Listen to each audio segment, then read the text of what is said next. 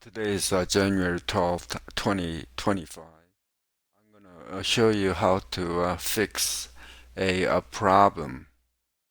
Noticed this is my grub screen when I first boot my computer on. I have choice of bookworm 64-bit.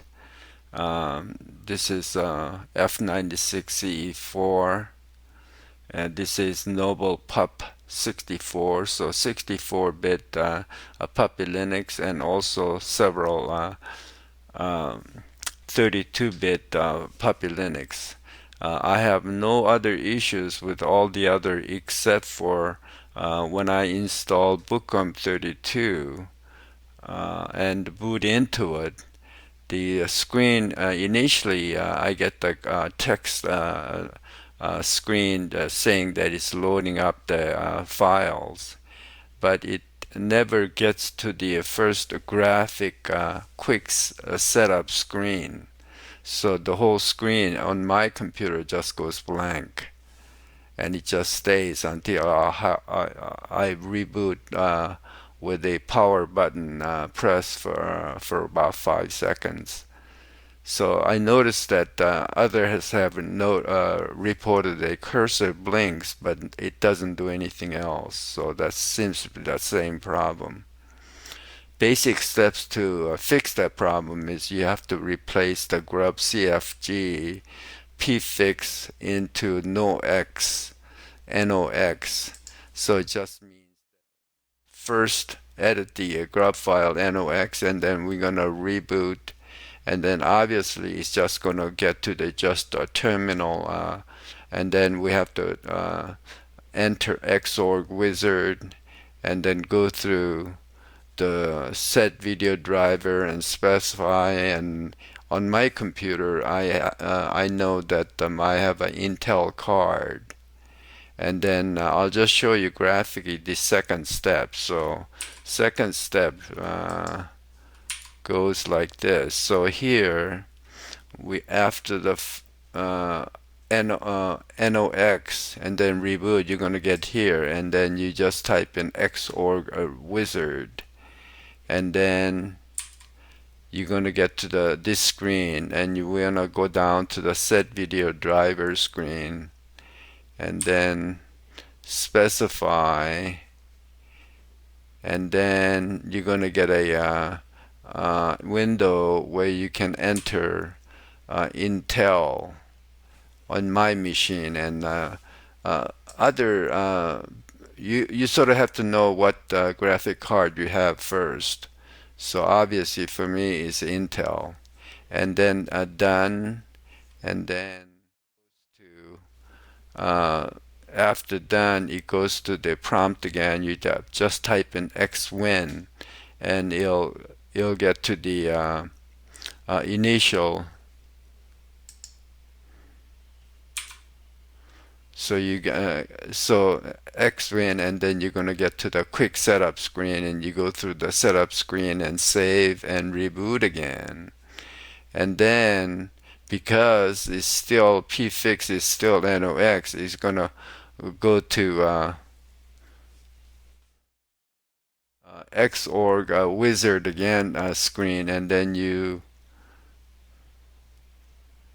when you finally go through this and type in xwin, you have to edit the grub.cfg and back to pfix with the default parameter, and then reboot. So that's the basic step. So let me just try to go through some of those steps so you'll be clear to you.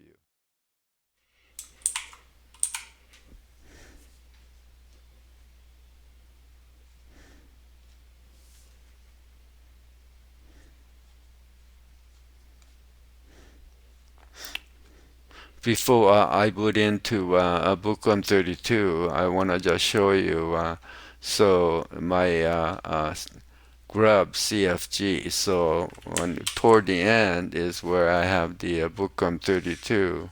So here, first thing we want to do is get to pfix.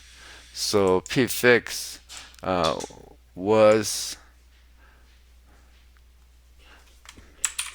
pfix initially was this. I placed it here so it doesn't get read. So let me just go back down. So initially the default pfix was this. And so pfix parameter indicates that it's mainly to fix the corrupted save folder, but that's the default. But if you try to boot into it, you just got a blank screen. So what you have to do is replace that to NOx, and then go ahead and save, and then reboot, and then you go through the steps that are outlined initially. Okay, so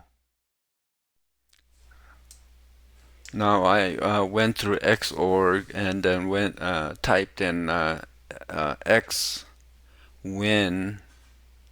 and then I got to the quick setup screen of a 32-bit bookworm. So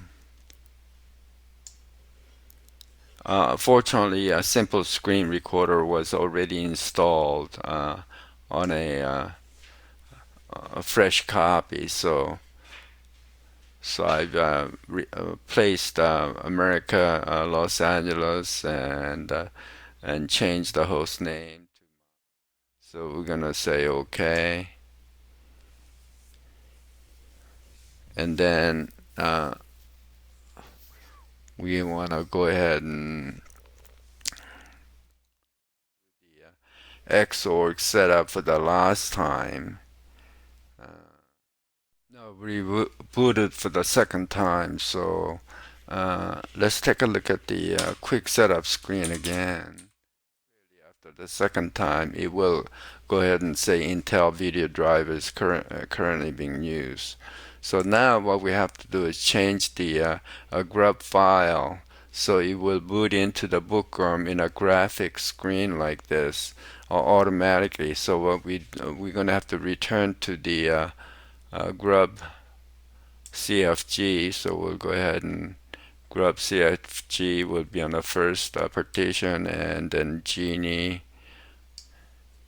and then we're going to get to the last bookworm 32. So we want to go ahead and revert back to pfix. So right now pfix is NOx. We're going to have to change that over. So we saved it up here. So we can just go ahead and cut, and then go back down to pfix, and then Control V to enter, and then make sure NOx is deleted, and then we're going to save it. So not then, when you reboot at this point, then it will get automatically into this graphic screen. So that'll be the end of how to correct this problem.